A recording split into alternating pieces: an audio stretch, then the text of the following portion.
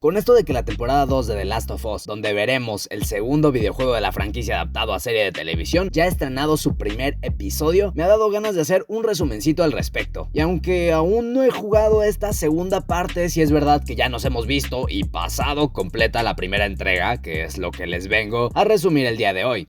Y es mi primera vez resumiendo terror, así que echen sus aplausos y anoten el código FANDUKER para registrarlo en la tienda de Fortnite y Epic Games, pues de esta manera me estarían haciendo un gran favor. Y ahora sí, The Last of Us temporada 1. ¡Let's go! Es 1968 y se habla de un virus en las noticias, el cual fue detectado en Madagascar y se predice que estaría llegando a Chicago en unas semanas, desatando una temible pandemia. Hola 2020, hola COVID-19, sí. Y el caso es que este virus es diferente a los demás, pues hay ciertos hongos que tienen la capacidad de controlar a su huésped, empezando por las hormigas, por ejemplo, que por cierto hablamos un poco sobre eso en el video de la evolución zombie, por si se quieren pasar a verlo después, pero en fin, se advierte de la idea de que estos títeres puedan tratarse de los mismos humanos, ahora cuyos único objetivo sería infectar hasta el último de todos. Muy creepy la cosa, la verdad, ya que no existiría cura o vacuna alguna para esto, estarían completamente perdidos. Momento de suspenso, intro de la serie y nos encontramos ahora en el 2003. Astrid de How to Train Your Dragon se levanta de su cuarto y su mayor preocupación hasta el momento es hacer panqueques para su padre Joel. Llega el tío Tommy y parece estar igual de preocupado por los hot cakes. Él y Joel deberán hacer doble turno en la chamba, lo que deja a la niña un poco agüitada y en las noticias se escucha algo sobre Yakarta. Sepa la madre donde sea, Indonesia, pero se habla de unos disturbios extraños en la capital. A estos les vale madres, pues ocupan llegar a la chamba. Sara saca un poco de varo de un cajón y encuentra el leitmotiv del firme. Ok, no, pero se trata de una navaja que quizá sea algo importante en el futuro. La vieja vecina de al lado quiere ver más tarde a la niña, pues parece que tienen una muy buena relación y pese a que la doña parece estar más para allá que para acá, la niña accede a visitarlos luego. Va a la escuela y de regreso pasa a comprar un reloj para su papá. Afuera de la tienda pasan unas patrullas en chinguiza y la dueña del sitio dice que ya han cerrado y que se debe ir a su casa cuanto antes. Le dan el reloj y la niña sale sacadísima de pedo. Siguiente escena y primer momento de suspenso. Sara está con los vecinos y con base a tomas incómodas donde la vieja está desenfocada y actuando raro, podemos saber que las cosas no pintan para nada bien. El sol se está escondiendo, la pequeña regresa a casa y más tarde Joel regresa de trabajar, pero se le olvidó el pastel que había prometido a su hija por su ausencia en casa. Promete que lo traería el día siguiente y esta le entrega el reloj que le había comprado. Cierto, es que es su cumpleaños. Qué peor día para cumplir años, pero la noche es joven y pondrán una película de las favoritas del padre, con escenas eliminadas. Wow, de lujo. Tommy llama a Joel mientras Sara duerme, lo han metido al corralón y debe ir a pagar su fianza. En la ausencia del padre, la niña despierta, explosiones afuera, helicópteros pasando y carros arrancando es lo que la hace entrar en pánico. El perro de los vecinos está en la puerta y por nada del mundo piensa entrar a la casa de sus dueños. Sara entra y hay sangre en el piso. El hombre está tirado y con una herida en el cuello. La anciana contagia los hongos a la otra mujer y levanta la mirada de una manera escalofriante. Resulta que ahora puede caminar y correr. Es terrible, ya que sus movimientos son demasiado puntuales y terroríficos. Joel llega a ponerle un alto a la vieja y los vecinos pendejos, al creer que los demás contagiados habían sido atropellados por el de la camioneta, se los carga el payaso también. Van a carretera, pero la gente había tenido la misma idea. Las tomas al estilo videojuego, las lágrimas en los ojos de la niña y los autos detenidos en el tráfico son lo que hace crecer la tensión de este primer capítulo. Toca irse por la vía ilegal, o sea, por los pastizales. No pueden ir al sur, ni al este, ni al oeste. Dan la vuelta completa y esperan manejar hasta quedarse sin gas, con la esperanza de terminar en algún lugar de México, pasando la frontera. Los aviones caen, evaden patrullas y bullicio de personas escapando, jugando con varios planos secuencia de las cinemáticas del gaming, hasta que uno de los vehículos aéreos se estrella a un paso de ellos, derribando todo a su alrededor y dejándonos en un blackout que genera alarmantes dudas. Luces. Sara se ha lastimado el tobillo y quedan de verse con Tommy en algún lado del río. Joel carga a su hija e increíble actuación de los dos mientras este escapa de uno de los infectados, con la niña en brazos. Un soldado los encuentra y por indicaciones debe matarlos. Joel esquiva y Tommy se encarga de darle en la cabeza al cabrón, pero Sara no se habría salvado, pues estaría agonizando en esta escena memorable y sumamente triste de los juegos de video. Joel, sin poder creerlo, con su niña en brazos, sabiendo que serían sus últimos segundos de vida. Pantalla en negro y 20 años después, la sociedad se ha adaptado a los cambios. La infección del Cordyceps ha afectado ya a la mayoría de la humanidad. Un pequeño cae desmayado en las puertas de la zona de cuarentena, en Boston, por lo que es rescatado y le brindan ayuda. Luego de saber que no estaba infectado, Joel se ha convertido en un hombre insensibilizado y en una persona no muy buena que digamos. Hace tratos con los soldados para que le brinden suplementos, entre otras cosas, y también conocemos a Tess, quien podría tratarse de la nueva pareja de Joel, y a la cual parece encantarle meterse en los peores problemas posibles. Hay una especie de rebelión cuyo grupo grupo se hace llamar las Luciérnagas y no solo estaría este tipo de gente, ya que se menciona que afuera del muro hay saqueadores y esclavizadores. Esto le complicaría al protagonista encontrar a su hermano Tommy, pues este habría desaparecido 3 semanas atrás. Se encontraría en la torre Cody de Fedra, por lo que Joel se pone a localizarlo sin más. Pero hay otro pequeño problema, y es que la batería, que es de suma importancia para ellos, había sido vendida por uno de los bufones que habían torturado a Tess, Robert, quien la habría tradeado con Marlene, líder de las Luciérnagas y quien tenía el plan de dirigirlas hasta la ex legislatura de Boston para acabar con esta corrupción, donde los soldados te dan dinero a cambio de que trabajes para ellos en diversas áreas. En el trayecto hasta Marlene, el dúo da con unas cloacas donde descubrimos que los infectados son consumidos por los mismos hongos, llevándolos a la muerte como a este mismo que encuentran abajo. En cuanto llegan con Marlene, se cruzan con una niña violenta, la cual parece ser de suma importancia para la mujer. Esta chamaca, llamada Ellie, había sido ingresada a una escuela de Fedra para huérfanos y sacada de ahí por parte de la misma Marlene. El trato sería que lleven a la niña hasta las afueras del muro, donde les brindarían suministros y mucho más a cambio de que llevaran a Ellie hasta un sitio seguro. Esta inteligente muchacha descifra el código clave detrás de las canciones de Joel: música de los 60s, nada nuevo, 70s alguien entró y 80s peligro total. Ya que es más noche, los tres parten a las afueras del muro. Uno de los guardias de trueque se encuentra con ellos y debe llevarlos a sentencia y ejecutarlos. En eso le llegan tremendos flashazos al Joel sobre la muerte de su hija, por lo que recurre a la violencia para defender de manera indirecta a la pequeña. Una de las pruebas con la máquina de detección muestra que Ellie está infectada, lo que preocupa a los personajes, pero antes deben escapar. El primer episodio culmina con una canción de los 80 sonando, con la ciudad devastada de fondo y sonidos de monstruos a lo lejos. Capítulo 2. Una mujer conocida como Ibu Ratna investiga en un pasado el funcionamiento de estos hongos hasta que es llevada donde un infectado humano, lo que es raro, pues el Cordyceps se supone que no puede vivir dentro de un ser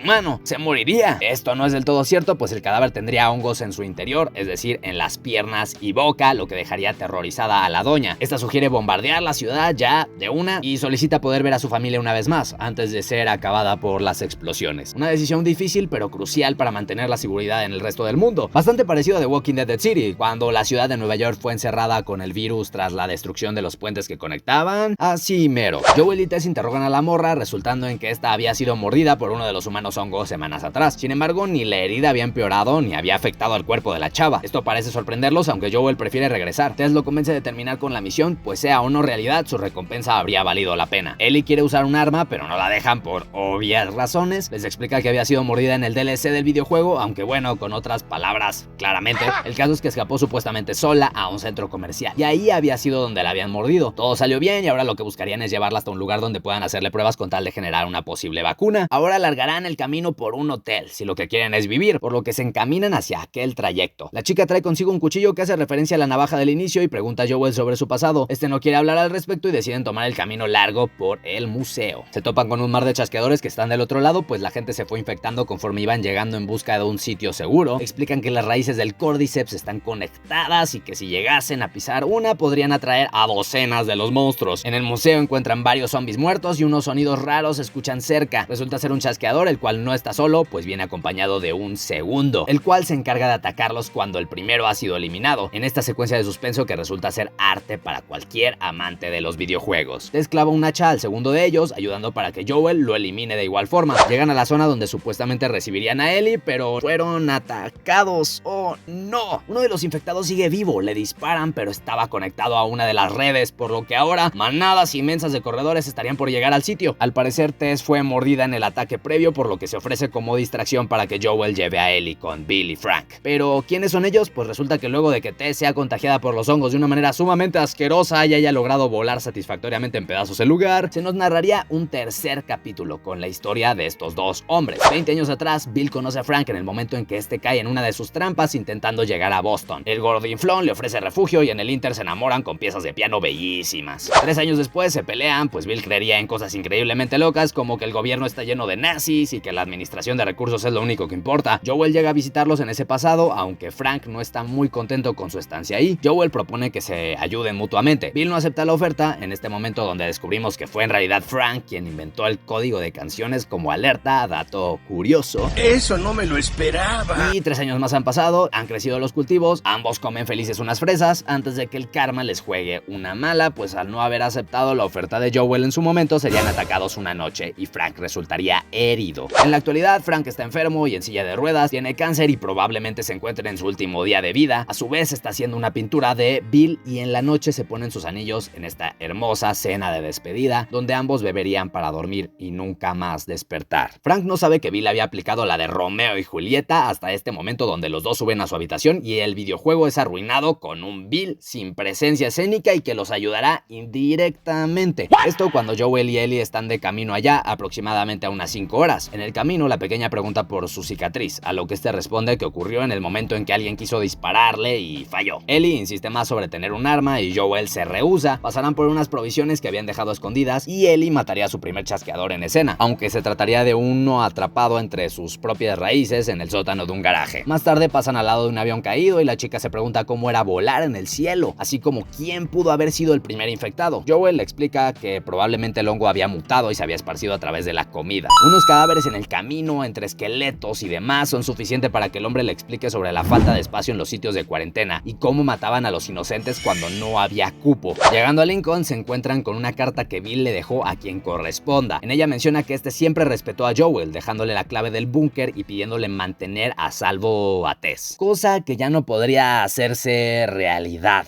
maldita sea. Joel piensa que deberían tomar todo lo que puedan para encaminarse a Wyoming, donde podría estar Tommy y chance dejaría a Ellie con los de algún laboratorio de investigación. Se bañan por primera vez después de tanto rato. Ellie encuentra una pistola en un cajón, pero se la guarda antes de que Joel la vea. Toman una camioneta y continúan su camino, con música de fondo nuevamente, esta vez mostrando el interior de la casa, cuyo pasado había sido dejado atrás, así como la pintura de Bill que se alcanza a apreciar en la pared de dicha habitación. Capítulo 4. Tenemos tomas bastante prometedoras del trayecto. Cinema. El dúo come un poco de ravioles, los cuales no le gustan para nada a la niña, ni el café tampoco, y no te lo niego, Ellie, que sí es verdad que huele un poco a mierda quemada.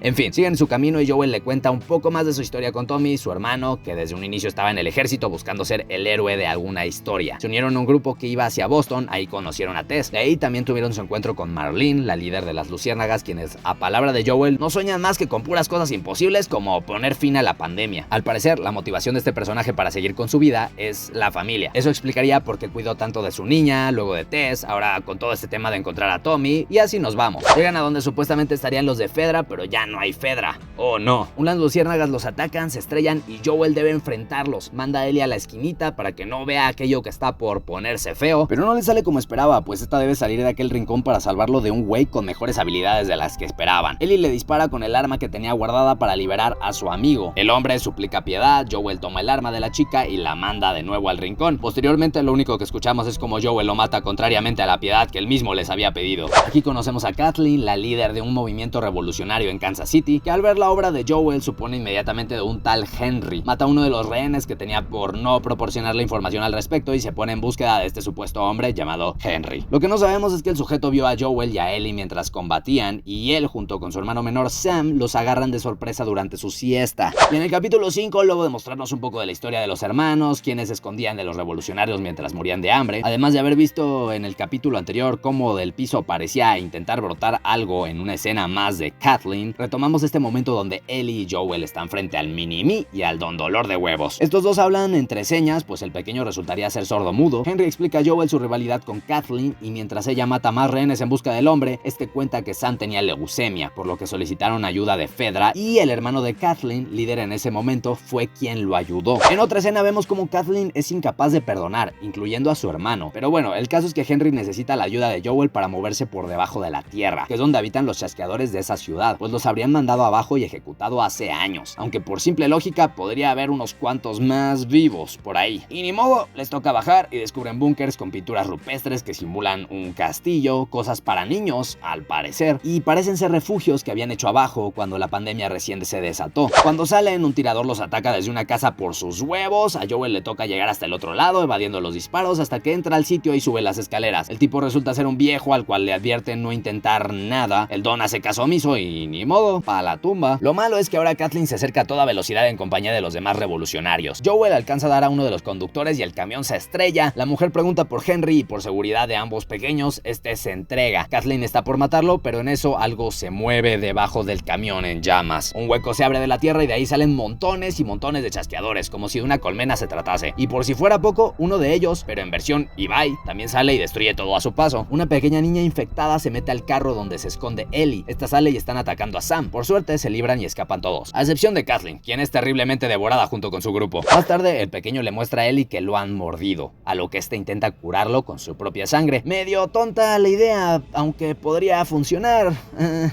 Espera, no, ya es de día y el niño está sentado de espaldas en la orilla de la cama. Ellie se acerca, pero ya está infectado el pobrecín. Aunque ni tan pobrecito, ¿verdad? Ya que trata de hacer añicos a la niña. Henry y Joel llegan y el afroamericano dispara al piso para amenazar y que este no se acerque a su hermano, a pesar de que la chavilla esté a punto de ser destrozada. Finalmente, aún así, el hombre dispara a su hermanito, salvando a Ellie y sintiéndose culpable por lo que acaba de hacer, tanto que se dispara en la cabeza frente a ellos, así como si nada. Capítulo 6. Pasan 5 meses y el invierno ha llegado. El par visita una pareja de las cabañas que allá habitan y les cuentan que pasando el río no encontrarán nada más que la muerte, que seguido plantan cadáveres ahí y que si lo cruzan sería su perdición. Y claramente estarían locos. Pues sí, Joel estaría un poco preocupado por el paradero de Tommy, pero luego de descansar y que Joel caiga desmayado, dejando a Ellie en guardia por la noche, llegan al río y se topan con personas en corceles. Les piden tirar sus armas y preguntan de su origen. Incluso ponen a un perro detector a olfatearlos para ver si están infectados o no. Joel tiene pánico por Ellie, pero todo bien, todo correcto. El perro la ama y los llevan a una comunidad tipo Commonwealth combinada con el Kingdom, con cine y demás. Ahí Joel encuentra por fin a Tommy y le pide que lo acompañe a llevar a la chica inmune a una universidad experimentada donde puedan sacar una vacuna con su ADN. Tommy le dice que no, que ahora tiene una familia y próximo hijo y que quiere quedarse con ellos. Su hermano insiste, pero él le dice que no porque su vida se haya pausado, quiere decir que la suya también. Esto es un claro guiño a Sarah, lo que hace enojar a Joel. Manda a Ellie con María y luego de que la pequeña esté aseada, la mujer le brinda una chamarra, le corta el cabello y le cuenta sobre la misma hija de Joel, pues al parecer ya se conocían de antes, junto a Tommy. Y tal vez haya sido un error esto, pero ni modo. Le dice que tenga cuidado con quien confía, refiriéndose a Joel, claramente. Y acto seguido Tommy se disculpa con su bro por la imprudencia. Cuenta la verdadera historia sobre Tess, que murió y todo eso, además de que Ellie es probablemente inmune. Le pide no decirle a nadie, ni siquiera a María, y que se la lleve él hasta la uni, ya que ha tenido sueños feos donde fracasa con ambas niñas y teme que se vuelvan realidad. Tommy acepta, se la llevaría al amanecer, pero la pelirroja no tomaría para nada bien esto. Le dice que ella no es Sarah, pues ya sabría de la misma. Joel enfurece y le grita que no tiene ni la más minúscula idea de lo que es perder a alguien, y más adelante veríamos que sí que lo sabe, pero en fin, Joel no es su papá, lo sabemos. Parece que se irá con Tommy a la mañana siguiente, pero Joel ha recapacitado. Se da cuenta de que la chica también tiene derecho a decidir y siempre sí se la lleva. Y no es muy pesado, pues luego de unas cuantas tomas perras, dueñas de la cinematografía, llegan en nada más ni nada menos que 5 días. Ahí en la uni encuentran monos de los que utilizaban en los viejos laboratorios y el protagonista le cuenta que en un pasado él quería ser cantante. Esto le causa gracia a la niña, no sabemos por qué, y luego de revisar el sitio se dan cuenta de que no hay nada. Una vez más.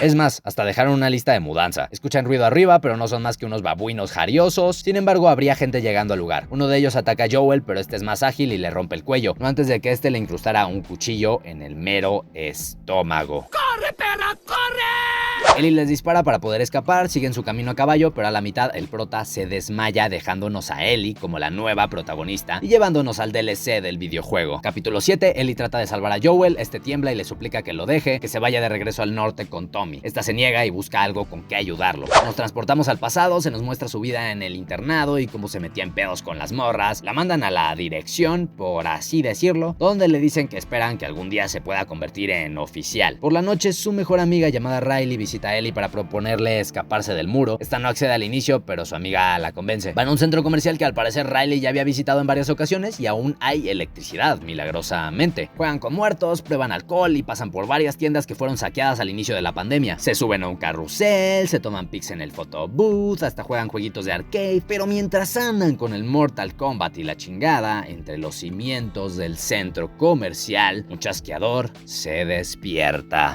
Conforme ambas conviven, Ellie se chivea más y más. Riley le dice que le tiene un regalo y es nada más y nada menos que el segundo volumen del libro de chistes que le contaría a Joel en un futuro. La niña le hace más ojitos a su amiga y están felices, hasta que Ellie descubre granadas que esta al parecer hizo con el propósito de matar soldados. Riley le dice que se va a ir a un puesto de avanzada por lo que sería su última noche en Boston y esta solo quería decirle adiós. Esto hace recapacitar a la enfadada, se va con las lágrimas en los ojos, pero se arrepiente. Regresa y escucha gritos, corre, y resulta haber sido solo una estúpida caja de Halloween. Riley está al lado, Ellie se acerca y le pide el libro como último recuerdo. Y ya, todo bien, todo correcto, las niñas bailan con máscaras de Halloween y se divierten, le dice que no se vaya, a lo que la morena le responde que está bien, y se besan. Muac. El momento romántico terminaría cuando el chasqueador de hace rato saldría de las sombras para atacarlas. Este tumba a Riley, después ataca a Ellie, Riley la defiende y Ellie logra matarlo. Pero oh no, la pelirroja ha sido mordida. Y espera, parece ser que Riley también. ¿Qué mamada? Con esto nos muestran que la pequeña sí ha perdido en efecto a alguien y no perderá a Joel tan fácilmente. Ambas chicas están entre la salida sencilla, es decir, automatarse o seguir con lo poco que les queda. Aunque, como muchos ya sabemos, la opción 3 secreta sería claramente que Ellie sobreviva por sus anticuerpos y Riley no. Al final del episodio, la chica encuentra aguja e hilo y cose al tanteo al hombre que le había agarrado cariño. Y ya acercándonos al final, en el capítulo 8, un predicador está pues predicando, ¿no? Sobre que frente a la necesidad el Señor siempre proveerá. Una pequeña niña está triste por la muerte de su padre y él explica que las cosas pasadas ya han dejado de existir para así dejar que lo nuevo surja. Palabras un poco ambiguas a mi parecer, pero en fin, este hombre llamado David busca que lo apoye su amigo en su decisión, la cual parece ser tema serio, aunque aún no se da a salir a la luz exactamente qué es lo que le resulta inquietante a este señor. Volviendo a la trama principal, Joel se está mejorando y Ellie sale en busca de suministros, matan a un venado y se topa con el supuesto hombre del señor aquí afuera. Ellie le pide medicina para Joel a cambio del venado, esto en lo que esperan que el amigo regrese con la medicina necesaria. David relata a Ellie su historia en el apocalipsis y cómo es que estuvo en zona de cuarentena antes de que Fedra valiera madres allí. De ahí en adelante buscaron una salida por su cuenta y el invierno los hizo recurrir a otros métodos que se siguen sin mencionar. Resulta que estos son parte del grupo del hombre que apuñaló a Joel, quien resulta haber sido el papá difunto de la niña del inicio. Le dan la jeringa a Ellie y esta escapa rápidamente para inyectar a Joel y calmar su herida. Nuevamente lo intenta curar por pura guía del señor, ya que no le sabe a esto la morrilla, claramente. Y de regreso a donde David, una mujer de ahí pregunta por lo que están comiendo, a lo que le responden que venado. Pero justo después entra David y su grupo con el venado, por lo que no coincide con lo que le acaban de decir a la doña. Y las cosas comienzan a ponerse sospechosas, vaya. David comenta que los culpables, o sea, Ellie y Joel, ya han sido encontrados y que obtendrán su castigo por justicia. La chavilla sin papi dice que los maten a la burger, a lo que David la golpea con fuerza tirándola de la silla y diciéndole que debe respetar al señor, su verdadero padre, cuando este hable por medio del mismo predicador. Oran por su comida, que claramente no es venado, y se la comen sin chistar. Un tiempo después, estos esperan que Joel, su enemigo, ya haya muerto por su herida supuestamente incurable, aunque David piensa en dejar a Ellie con vida. Su amigo no está muy de acuerdo con esto, pues la niña no sería más que otra boca que alimentar y que tal vez sea la voluntad de Dios que ella también muera. A esto el hombre le pone una cara fulminante y vemos que Joel sigue sin despertar. Ellie lo cubre y sale a ver qué pedo, ve llegar a los atacantes y les dispara desde el caballo. El amigo alcanza a darle al corcel con un franco, tirando a la pequeña de este mismo. Uno de ellos le dice que la mate y cuando está por hacerlo, David los interrumpe. Ellie queda desmayada y lo único que el líder les permite hacer a sus monos cilindreros es satisfacer su sed de venganza matando a Joel, claramente. Pero este ya habría despertado, así que el protagonista le llega al compa por detrás y lo aturde. Ellie despierta en una celda y David pregunta por su nombre. La niña lo manda a comer mierda y este le miente diciendo que la quiere proteger. Le ofrece un nuevo comienzo, insinuándole que esa parte de su vida junto a Joel estaría por terminar. De vuelta a la cabaña, el otro hombre es noqueado y torturado por Joel para que le diga en dónde está la niña. Le dice que está viva en un pueblo llamado Silver Lake y Joel lo amenaza para que lo marque en el mapa. Lo mata aún así y pues ni modo, ¿no? De la misma manera asesina al que lo acompañaba y volvemos con Ellie. David le pasa un poco de comida, pero ella nota un trozo de oreja en el piso, lo que la hace entrar en pánico. Ellie se percata de su canibalismo y el hombre, en lugar de justificarse, le confiesa que en efecto lo es. Solo algunos de la comunidad lo sabrían, ya que fue un último recurso frente al invierno y la escasez de comida ya mencionada. Compara este acto con cómo Joel mató al de su grupo por protegerla a ella. Incluso lo compara con el mismo Cordyceps y cómo estos hongos se apoyan por sobrevivir. El pastor está buscando a alguien que sea como él y le dice que ella también se ve bastante líder por naturaleza. Le garantiza que dejará libre a Joel y con esto la comienza a convencer. O no, pues esta le rompe el dedo sin piedad antes de decir la famosa frase para que les diga a sus compas que Ellie es la niñita que le rompió el fucking dedo. ¡Insecto! Joel llega al pueblo y entra a una de las cabañas. Ahí dentro encuentra los cuerpos descuartizados, mientras que a Ellie se la estarían llevando para hacerla trizas. Como acto de autodefensa, la niña les dice que está infectada. Les muestra su brazo y aprovecha la oportunidad para matar al compa de David. Ellie comienza un incendio sin querer y el hombre no cree que la chiquilla esté realmente infectada, pues ya estaría muerta para ese momento. Supone que es especial y la empieza a buscar. ¡Dime tu secreto, Timmy Turner! El fuego se esparce y en un momento dado, Ellie lo sorprende por detrás, pero él es mucho más rápido y la deja boca abajo. Forcejean unos momentos hasta que la inmune logra tomar el cuchillo y lo mata de cruel manera, al igual que en el videojuego. Sale traumatizada y forcejea con Joel, quien la encuentra saliendo. Ella está sumamente alterada, pero el hombre la abraza y le dice baby girl por primera vez, tal como le decía este a Sarah.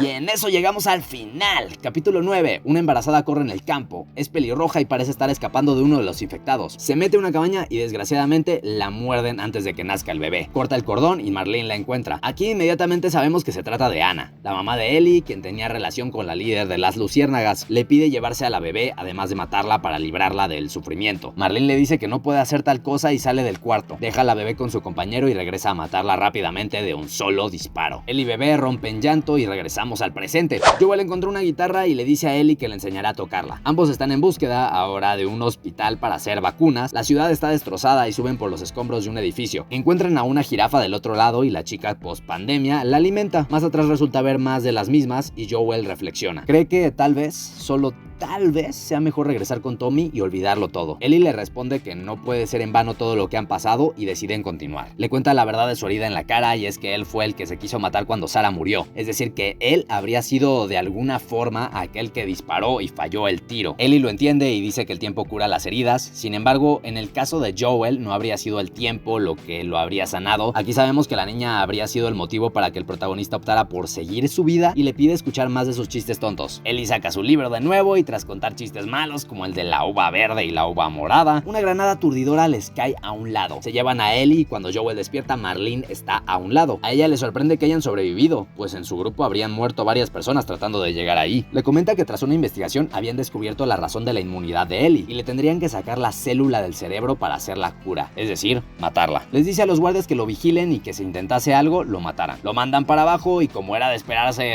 los mata de una manera sencilla y sin paja, y entre soldados que se rinden hasta los que lo enfrentan cara a cara, mata a todos con tal de llegar hasta la niña. Y yo recordaba que esta parte era más larga, creo que tal vez sea por lo mucho que le sufrí en el videojuego. Pero aquí todo es luz y día. Joel llega al cuarto del hospital y dispara a uno de los cirujanos. Las enfermeras desatan a Ellie y el protagonista se la lleva en brazos. Antes de lograr irse, les llega Marlene y trata de manipular a Joel mencionando que la chica morirá de todos modos. Esto por un mundo roto que no salvaron nunca por llevársela. Le ofrece buscar otra manera y en eso padre adoptivo e hija ya están de regreso en la camioneta. En un pequeño flashback vemos cuando mata a Marlene y le miente a Ellie diciéndole que dejaron de buscar una cura, pues había más como ella, pero nunca lograron descifrar el porqué de la inmunidad. La niña pregunta por Marlene y Joel no contesta. Finalmente irán a casa. Volviendo al mini flashback donde Marlene suplica porque la deje ir. Le dice que no, pues esta volvería a ir detrás de Ellie, por lo que le dispara en la cabeza. En el campo, Joel le dice a la pelirroja que ella y Sarah se hubieran llevado bien, más que nada por el sentido del humor, salvo que ella no es lo que se dice muy girly. Ella le confiesa que su primer asesinato fue a su amiga Riley tras ser mordida, por lo que ahora sabemos que no volvieron juntas luego de ese trágico momento. Y Ellie le pide a Joel que jure que es cierto lo del hospital.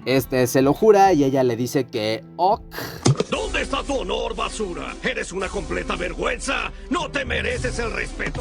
Y aquí se acaba la primera temporada, gente. Espero les haya gustado el video. Si es así, dejen su poderosísimo like y estén pendientes a los próximos videos, pues estaremos resumiendo y analizando los capítulos de la nueva temporada en HBO. Nos vemos. Bye, bye.